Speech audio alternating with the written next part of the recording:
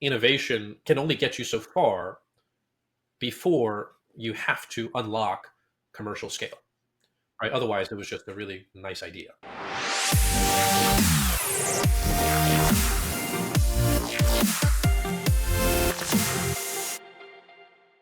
Ladies and gentlemen, welcome back to another fabulous episode of the Healthcare Trailblazers podcast. I'm getting very good at that. Super happy to be sitting today with Jeff Wang. Jeff is an accomplished healthcare implementer and has done a lot of really interesting things. Head of strategy at Stanford Healthcare. So obviously recognizable organization, and then spent a lot of time at Philips Health, which is super interesting, actually. So, and then most recently, Jeff started his own advising company towards PE and startups, and we'll talk about some of that. It's called Madrigal Health. And so really excited to hear all about your work. Jeff, thank you so much for spending time with us today. Yeah, thanks for having me. Absolutely. So we like to kind of take a step back and talk about where you got started and why healthcare. Yeah, well, I think my sort of healthcare origin story, if you will, goes back to when I started business school.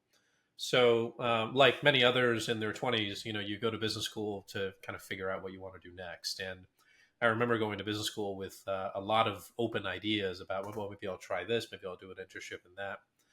And within the first 3 days of showing up on campus up at Dartmouth in New Hampshire, there was a welcome dinner by the new president of Dartmouth College, a guy named Jim Kim, whom I think a lot of your listeners would know. He was one of the original leaders at Partners in Health, the global health organization.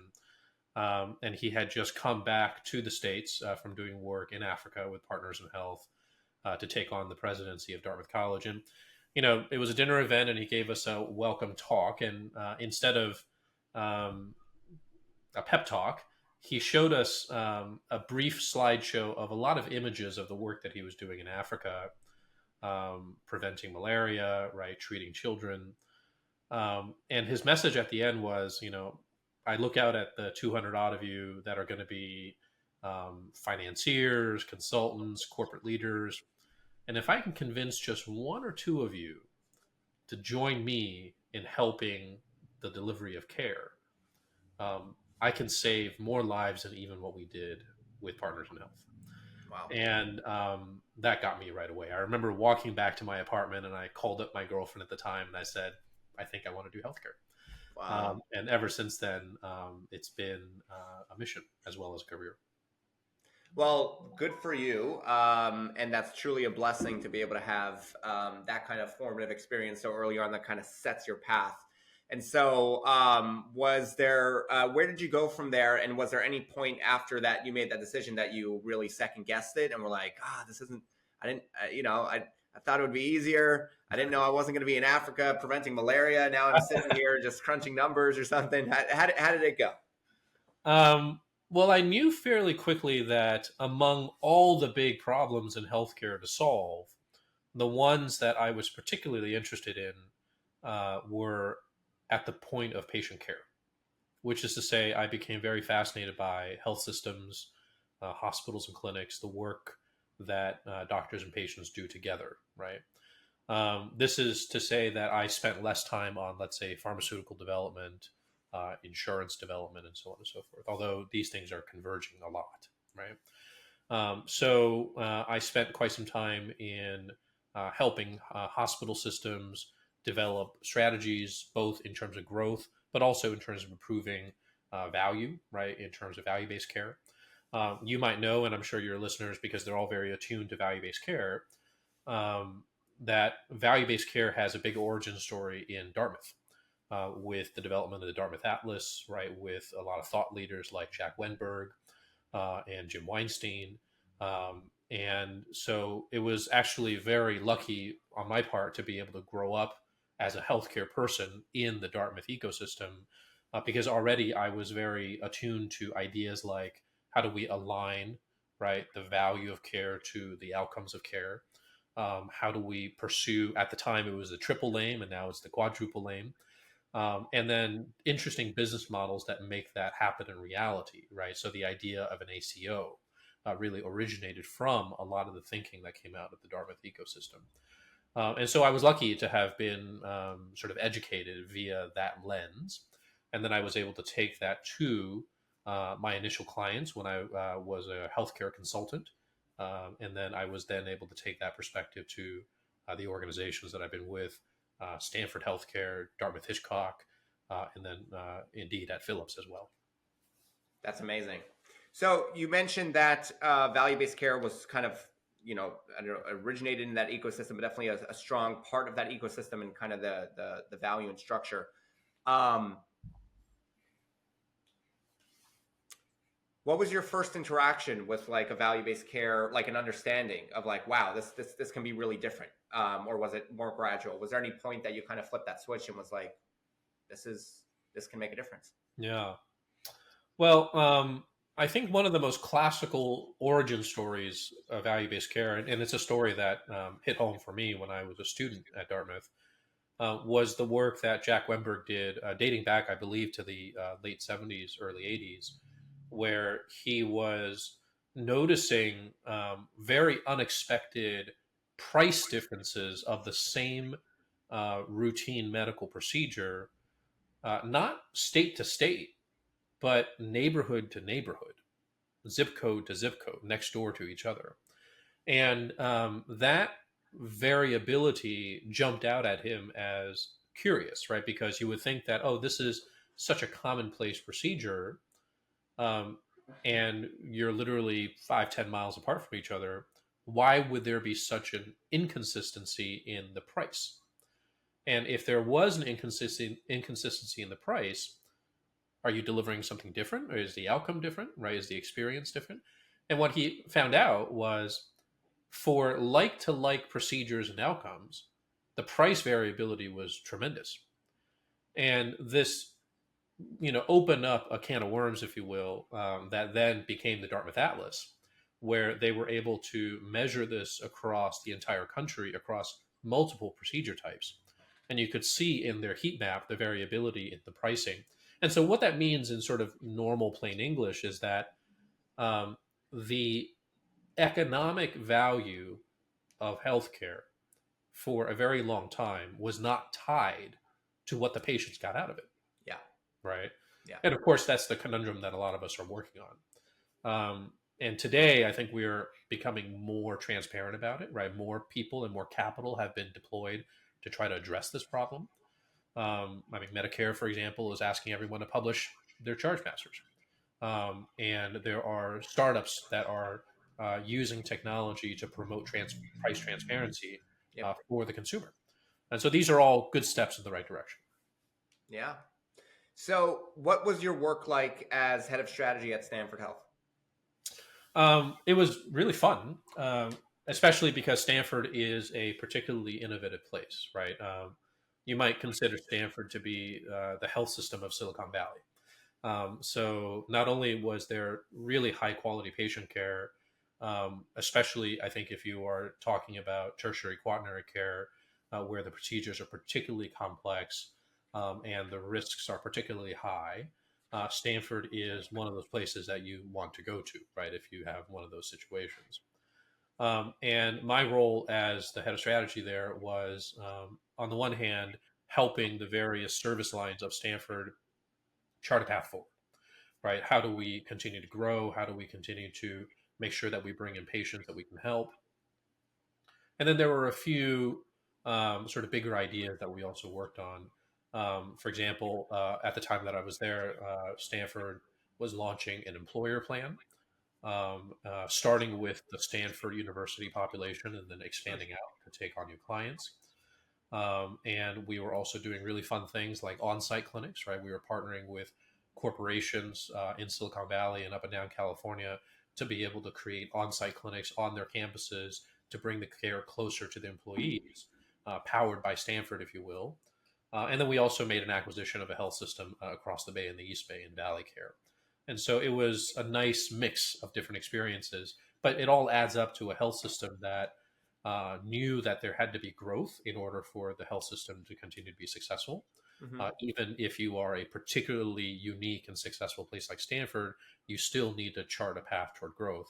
and that was really the underlying motivation for all of the work. Those are some massive projects. Yeah, it was a fun time. That's amazing. Was there any kind of value based spin on any of those, especially when it came to kind of the employer plan? So was Stanford doing any kind of uh, risk taking on the outcomes? Yeah, so there was an ACO, and we did stand up an organization to support that. And there was a lot of collaboration between the health system and the physician organization. In California, you have to have these physician organization arrangements, and so it was a very collaborative effort, and it required that we also think very deeply about um, pockets of the Bay Area that we particularly wanted to focus on, because as great as Stanford is from a quality of care perspective and innovation perspective, it is not as big as, let's say, a Kaiser Permanente in terms of resources. And so we were quite targeted in terms of what communities and employers that we were going to support. Very cool. Talk to us about Philips Health. What's unique about it? Why is it not just another health system? Well, Philips is a medical technology company that has a very long history. It is now over 130 years old. It was born in the Netherlands in Europe, really via the expansion of the light bulb as a game changing innovation for the world. And what Philips's legacy began with was to be able to make accessible to the average consumer the power of the electric light. And from there That was the on, original mission. well, that's how they really got started. That Yeah. was sort of the industrial Hmm. unlock, right, that they achieved in the beginning. It was a family business. There's two sons and a father. Wow. And they went on to take on new big sectors, radio, the sort of consumer accessible radio device, and all the way to things like inventing the compact disc. And so Philips has been around for a long time, and Philips has also been involved with healthcare for a long time. But about a dozen years ago, Philips made a big strategic focus on healthcare, Hmm.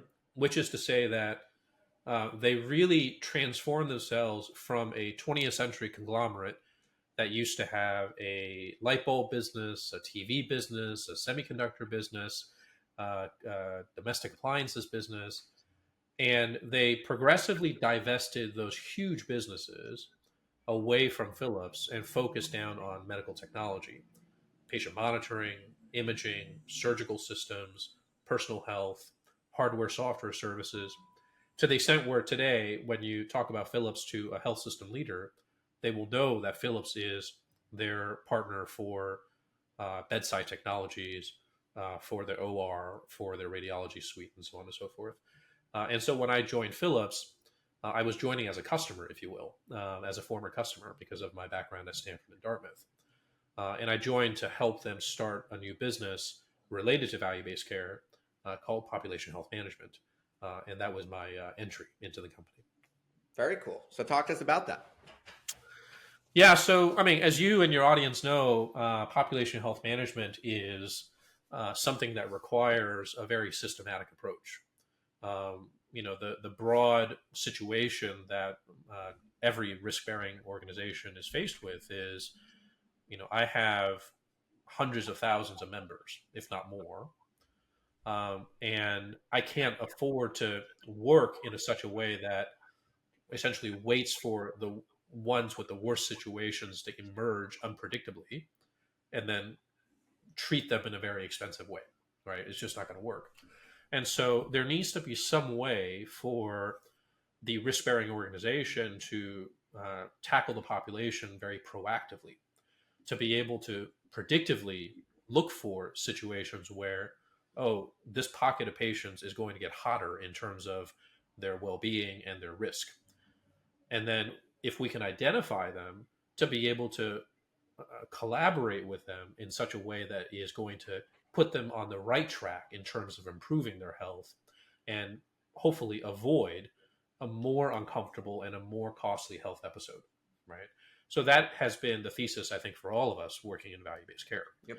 Now, the business that I helped Philips get started in pop health, uh, the vision was indeed to be able to provide a technology architecture to empower risk-bearing organizations to do a proactive way of addressing their population. Hmm. So, what did that mean? Yeah. Um, First, there was a data play. We acquired a company that specialized in building synthetic longitudinal patient records via multiple platforms, your EMR, your labs, your pharmacy, your payer data, to create a more longitudinal or more complete understanding at the patient level so that you can take that aggregated data and analyze it so that you can start to proactively identify which subpopulations will require the most attention. And the usual suspects are your CHF populations, your COPD populations, your diabetics, and so on and so forth.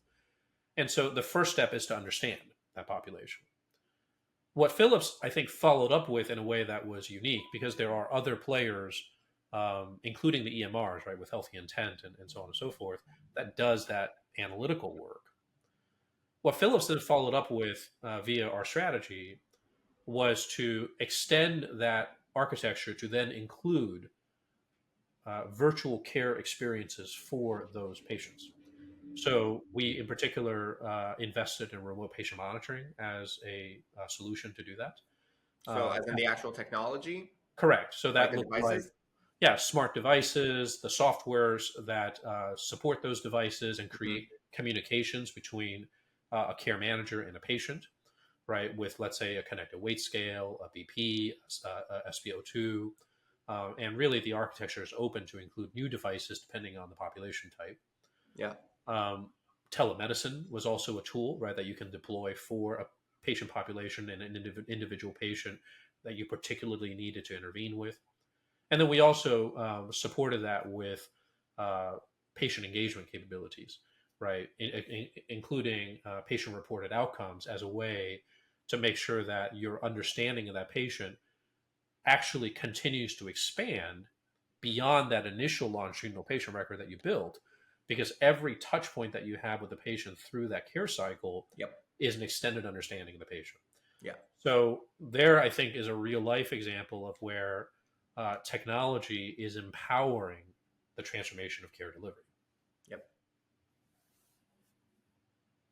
So it was you coupled basically data plus devices plus technology to provide basically full on capabilities for care teams to do remote patient monitoring and pop health, basically.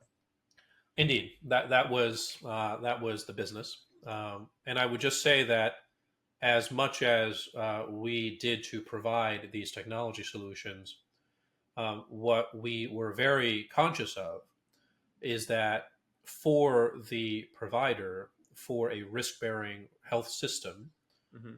the technology was just one half of the equation. Mm-hmm. The other half of the equation was that the health systems needed to shape their care delivery model in such a way that they can take advantage of the technology Yeah. because it already fits with the fact that they have, let's say, care management as a function, right? That they have aftercare as a function, that they've invested in the handoffs between primary care and tertiary care and back, right? Mm-hmm. That they are paying attention to what happens in the home. And so it was indeed a two-way collaboration between us as technology innovators and the health systems and the caregivers that they support. And that's where, for me personally, it was particularly fun because I came from the provider background, Right. joined a technology company to hopefully make the two sides work together even better. Right. What were some of the challenges that you experienced while rolling that out that you may not have expected? Yeah, I mean, you try to grow any business, there are challenges, right? Of course.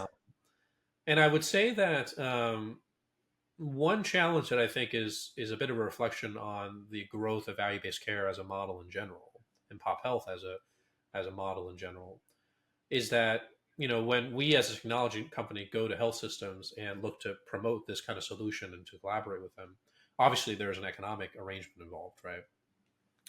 Um, the most common, I would say the two most common situations that we bumped into. Number one was, boy, this is going to take a lot of transformation on our part in terms of our care delivery model to make this happen. Um, and maybe we can start small, right? We have a subpopulation here. Maybe we'll start with these 10,000 folks and let's try.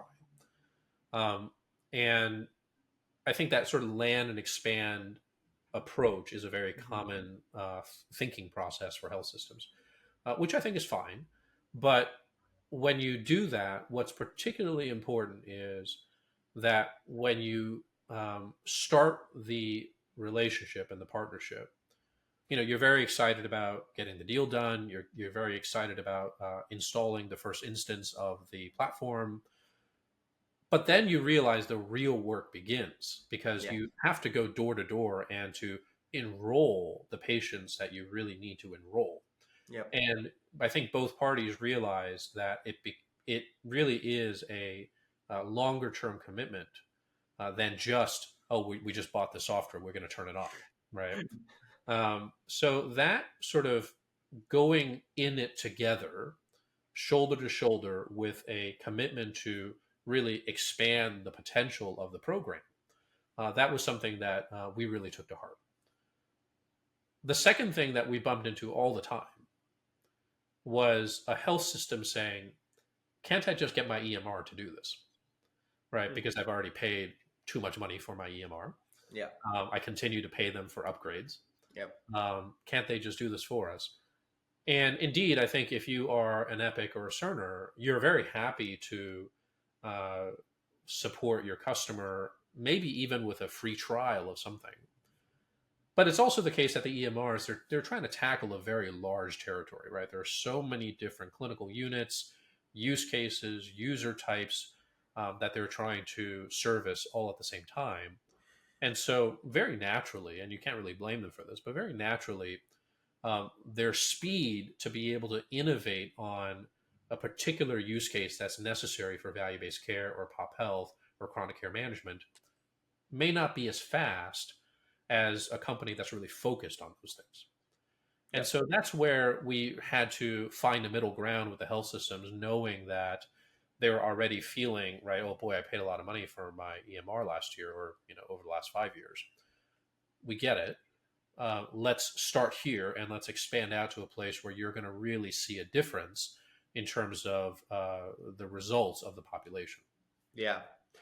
And did you find that that pitch had to prove financial outcomes, or was patient quality the center of the conversation? What was really important in having them understand that your technology was going to produce a different result than the traditional EHR was able to? Yeah, I mean, at the end of the day, you have to be able to show the proof point, right? And the proof points are multiple when it comes to patient care. Hmm. Of course, we want to see patient outcomes improve. Of course, we want to see their satisfaction go up. Right. But you can't deprioritize the economic outcome, Yeah. right? You have to be able to show that, hey, I reduced avoidable ED admissions by X, right? Yeah. I have reduced avoidable readmission by Y. Yeah. I was able to catch progression of heart disease earlier, or I was able to um, improve certain health metrics among your population, whether it be weight or smoking cessation or otherwise. So these things you have to be concrete about. And I think health systems understand that, especially if you're talking about a few years ago where these innovations were becoming industrial grade. And so health systems, I think, were very, I think, understanding of the fact that they were part of the journey to develop those proof points at scale.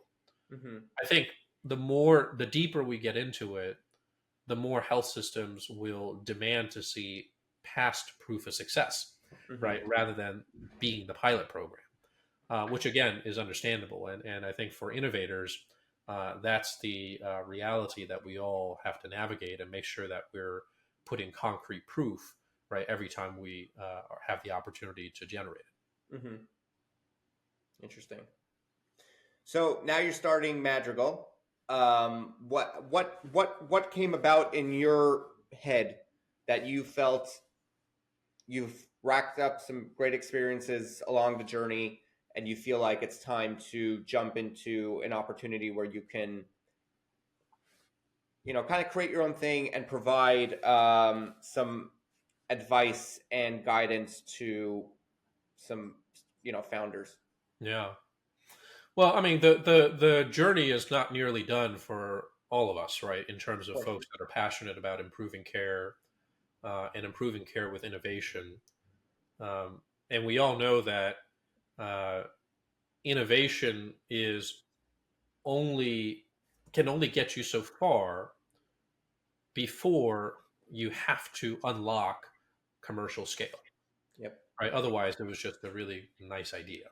Yep. Um, and so, from my experience, both at Philips and then prior as a hospital executive, I saw over and over again um, examples of winners and losers, if you will, in terms of innovative ideas that made it down a commercial journey, and then innovative ideas that didn't, right? And obviously, the ones that didn't won't have a chance to improve patient care. And so, coming out of Philips, I am very interested in helping innovators, entrepreneurs, founders get the best chance of getting their innovation down the commercial success route so that future patients have a much better chance of getting the benefit of their innovation.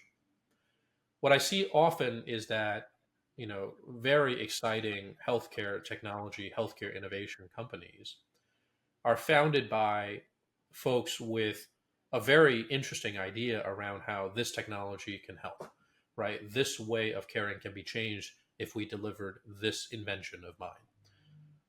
And oftentimes it's very exciting. I mean, the kinds of things that I've seen just in the last few months um, continue to open my eyes, right? But oftentimes these early companies have spent so much energy proving their innovation they haven't yet spent the energy to truly scale up how are they going to commercialize and create success with their customers. And that's where I think in my background at Philips, where I was a commercial leader as well as a strategy leader, and then also in my background from the provider side, my goal is to help these entrepreneurs unlock both sides of the house, their innovation as well as their commercial growth, so that again they have the best chance of being that wonderful solution for the patient going forward. So that's something that I'm excited to do. That's really exciting. What are some common mistakes that you see people make that can almost ensure that they'll remain just another good idea?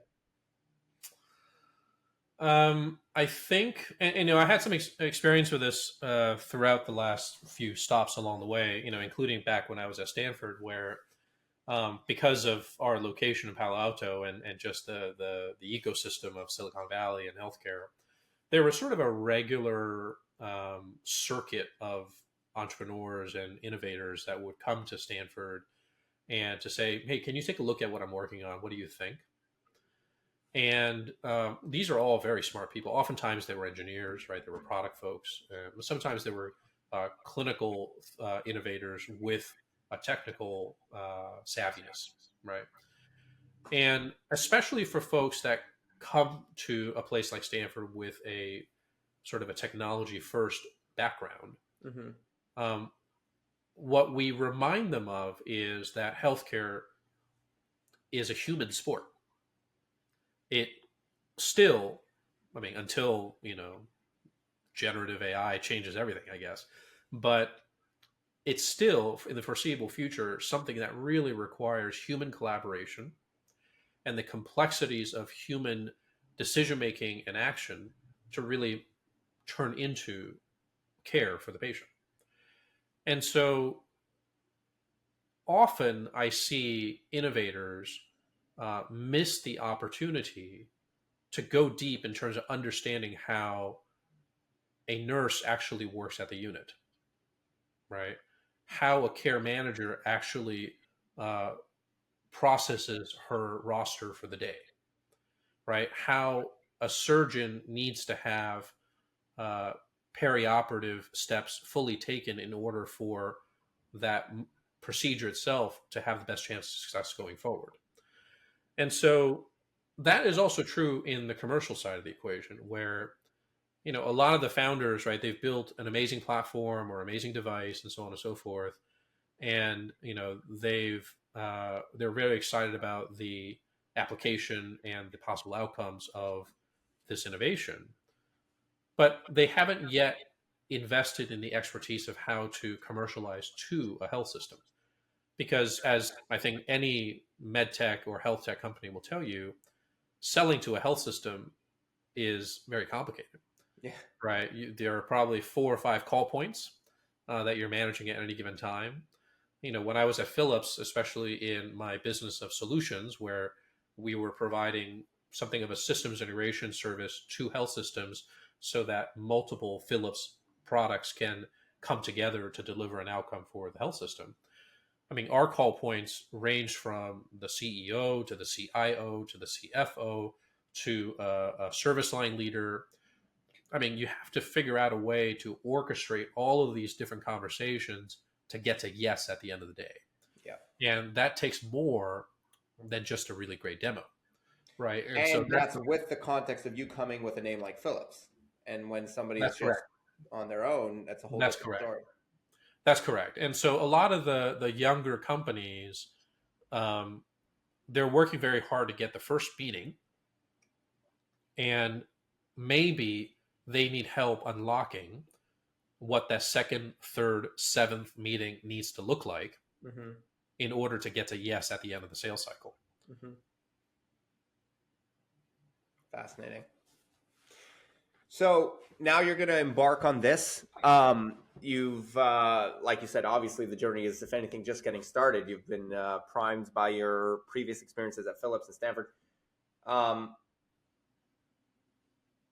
do you feel about what do you say to young Jeff sitting in at that dinner, who was going to go do something else and was shown a slideshow and decided to be impactful and move it to healthcare?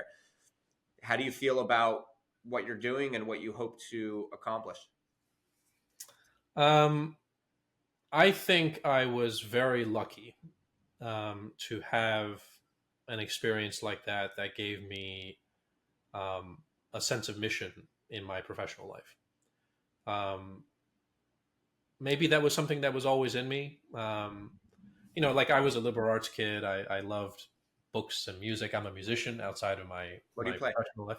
I sing. Oh, Uh, cool. yeah, I sing classical music, Nice.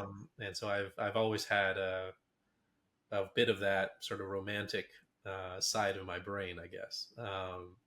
I won't say no to putting on a funny costume and singing a song from someone. That's great. But it's something that has really given me something of a heartbeat in terms of what I want to do professionally. And we spend so many hours of the day working, right? Yeah. It would be difficult to imagine not having some level of love for what you do. And it's actually, in a way, sort of trickled into my personal life. My wife is a nurse. She was a bedside nurse at Mass General for a long time, Wow. in the psych unit, med psych, That's a which job. means that she had a lot of stories Yeah. that she uh, isn't always open to sharing. But nonetheless, I think what she and I have in common is that we both feel like what we do has the opportunity to help somebody at the end of the day, and that's something that I think any young person should look forward to. Love it. Well, Jeff, I wish you tremendous luck. We're going to continue to look at Madrigal Health and follow your no doubt to be tremendous successes there. And if people are looking to find you, if there's some startups or founders in health tech and connected care that are looking to reach out to you, I know we can definitely find you on LinkedIn. Jeff Wang, is there anywhere else that would be convenient? No, that's a great place to start. I can provide the link to the show notes, and then I'm just a click away. Wonderful. Well, Jeff, thank you so much for spending time today.